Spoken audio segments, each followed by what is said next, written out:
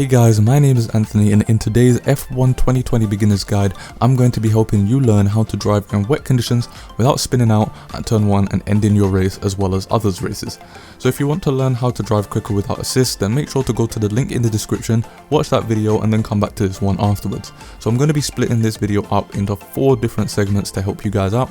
So we're going to be talking about how and where to brake in wet conditions, how to keep your car on the road during exits, some useful aids to use to help you in wet conditions, and tyre compounds and when to switch to them. So this is my first sort of scripted video in a while, so let me know if you like these style of videos or if you want me to continue making sort of unscripted videos. So without further ado, let's get into the video.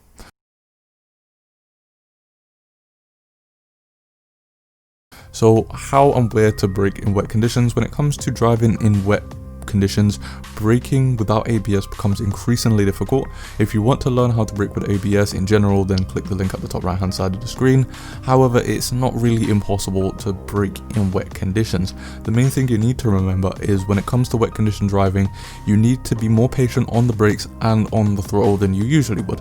So if a braking zone is roughly 100 meters in an F1 car in dry conditions, then that braking zone will become roughly about 110 to 125 meters in intermediate conditions, and even as much as 150 meters in full wet conditions. In addition to that, even if you're braking in a straight line, braking using 100% of your braking force will result in a lockup if you're not using ABS. So for wet conditions, a general rule of thumb is you want to brake roughly between 90 and 95% at most, depending on the corner.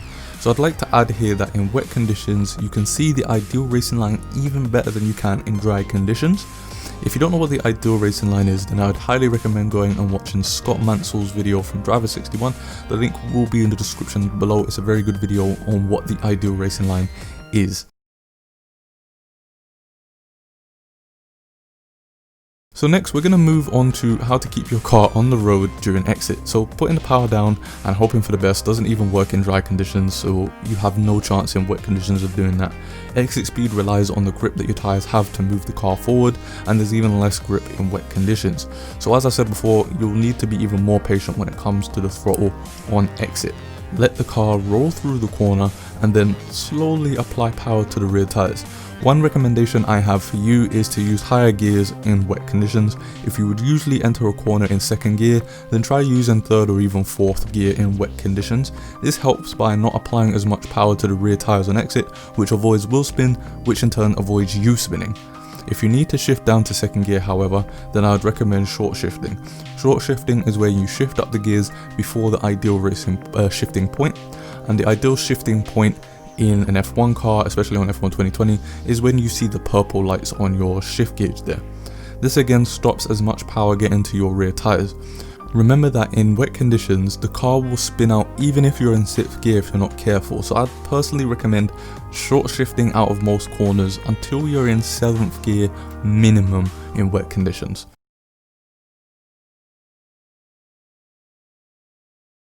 So next, moving on to useful aids to help you guys in wet conditions. If you're not using traction control and you're still struggling to drive in wet conditions, then here are some options for you to use. The first one I'd probably recommend is to use medium traction control. Medium traction control still gives you most of the control over your throttle. However, if you do end up making a mistake, then the traction control will kick in and stop applying as much power to the rear tires for you. So for those who don't want to use traction control at all but you still need help, here's an actual tip that a lot of people don't know about, and it's called throttle linearity. So if you go to your wheel calibration settings, you'll see a setting called throttle linearity. Now what this setting does is it changes the way your throttle works, whether you're using the pad or whether you're using an actual pedal set. And basically what it does is on initial contact with your throttle, whether it's on the controller or whether it's on the pedals, it makes the initial contact with it less sensitive, meaning that you're less likely to spin because, again, the engine of the car is not applying as much power to the rear tires, because the game input is basically saying that you're not applying as much power to the car. So for example, say if you've got the linearity set to 15, then basically what ends up happening, for lack of better terms, is when you're applying 15% of the throttle, the game would register that as like say 5% or something like that. So you have to remember that if you make the beginning of the throw less sensitive, it makes the end of the throw more sensitive. So if you're the type of person who likes to really push down on the throttle once you've got enough grip on the car, you need to be careful, because the end of the throw is going to be a lot more sensitive now that you've made the beginning of the throw less sensitive. So depending on your driving style, I would say I'd recommend to use this at your own discretion.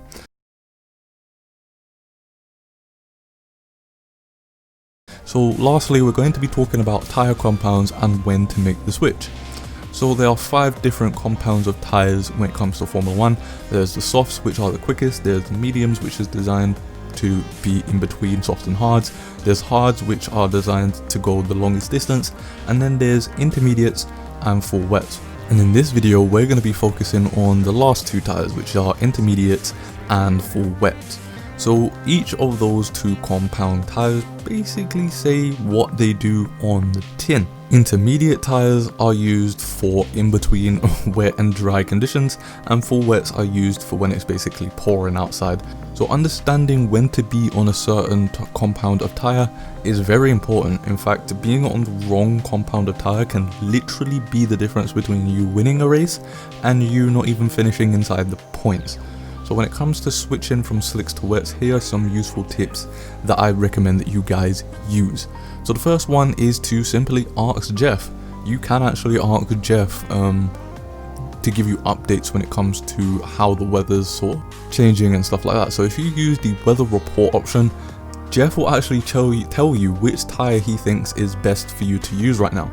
However, he isn't 100% right all of the time, so you'll need to combine his input with how the car feels to you personally. However, something that is right 100% of the time is DRS. When it comes to DRS, if the stewards disable DRS, that's basically the game telling you you need to go onto the wet compound of tyres right now, and if they enable DRS, then that's again the game telling you essentially you need to be on the dry tyres right now. And lastly, take a look at the delta, because the delta can actually tell you as well which sort of compound of tyre you should be on. So if you've got a lap, if you've got a fastest lap set, if your current lap times is a few seconds faster or a few seconds slower than your actual fastest time of the race so far, then that's a good indicator that you should be sort of switching on to a different compound of tyre. So if your fastest lap is a few seconds quicker than your current times now, then maybe you should ask Jeff which tyre he thinks is best, and he'll probably tell you that it's starting to get to that point where you should be putting the wet tyres on, and vice versa. If your quickest lap is a few seconds slower than what you're currently doing, then again ask Jeff and he'll probably tell you, look, it's time to go onto the dry compound of tyres.